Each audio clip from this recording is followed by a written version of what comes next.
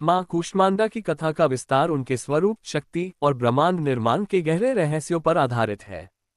चौथी नवरात्रि पर उनकी आराधना करते समय उनके दिव्य चरित्र और शक्तियों का ध्यान किया जाता है, जिससे साधक को आध्यात्मिक उन्नति प्राप्त होती है। आइए विस्तार से जानते हैं।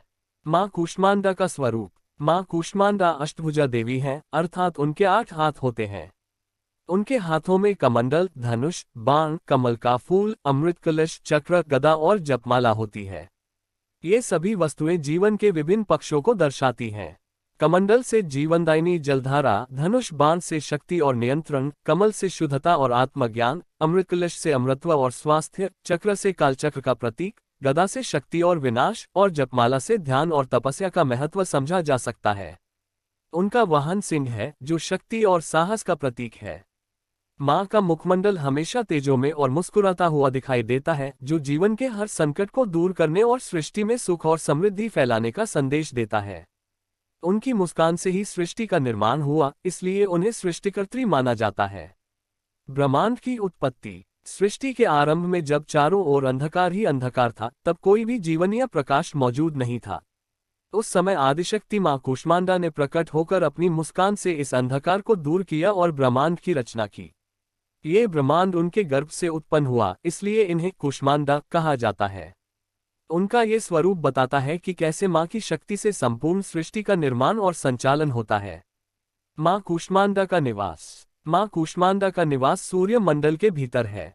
यह उनके शक्तिशाली और दिव्य स्वरूप को दर्शाता है, क्योंकि सूर्य के प्रचंड तेज में भी वे रह सकती हैं। यहाँ से वे पूरी सृष्टि को प्रकाश और ऊर्जा प्रदान करती हैं। यह माना जाता है कि माँ कूष्मांडा के तेज से ही सूर्य का तेज उत्पन्न होता है और उससे संपूर्ण ब्रह्मांड प्रकाशित होता है। इसलिए साधक उनकी आराधना करके ऊर्जा, आत्मविश्वास और सकारात्मकता प्राप्त करता है। आध्यात्मिक महत्व। माँ कूष्मांडा की पूजा करने से साधक का मन और शरीर दोनों मजबूत होते हैं। इनकी आराधना से भय, रोग और दुखों का नाश होता है। माँ कूष्मांडा साधक को आत्मबल, मानसिक शांति और रोगों से मुक्ति प्रदान करती हैं। उनकी कृपा से साधक को आयु, यश, बल और धन की प्राप्ति होती है। मान्यता है कि जो साधक नवरात्रि के चौथे दिन माँ कूष्मांडा की पूजा करते हैं, उनके अंदर आध्यात्मिक शक्ति का संचार होता है। साधक को माँ की कृपा से आध्यात्मिक ज्ञान प्राप्त होता है और वह मोक्ष के मार्ग पर अग्रसर होता है। पूजा विधि विस्तार। 1. प्रतिमा की स्थापना। चौथे दिन प्रातः स्नान करके माँ कूष्मांडा की प्रतिमा या चित्र स्थापित करें। 2. शुद्धिकरण। पूजा स्थल और साधक दोनों का शुद्धिकरण करें। गाय के गोबर से लीपना और गंगाजल से छिड़काव करना शुभ होता है। 3. आवाहन। माँ का ध्यान करते हुए उनका आवाहन करें। आवाहन के लिए निम्न मंत्र का जाप कर सकते हैं। या देवी सर्वभूतेषु माँ कूष्मांडा रूपेण संस्थिता। नमस्तस्यै नमस्तस्यै नमस्तस्यै नमो नमः। 4. भोग।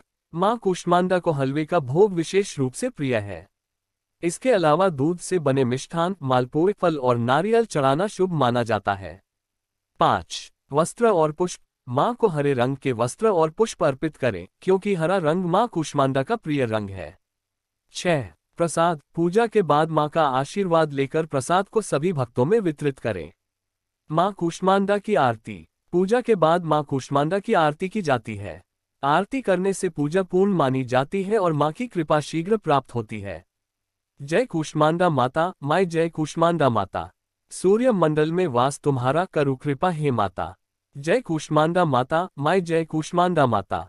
साधक के लिए संदेश। माँ कूष्मांडा की आराधना से यह संदेश मिलता है कि कोई भी कार्य कठिन नहीं है।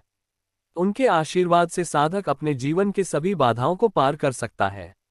उनके रूप से ये भी सिखाया जाता है कि सृष्टि और जीवन की सबसे बड़ी शक्ति प्रेम और मुस्कान है। उनकी पूजा करने से साधक के अंदर एक नवीन ऊर्जा का संचार होता है, जो उसे जीवन में सफलता और शांति की ओर ले जाती है।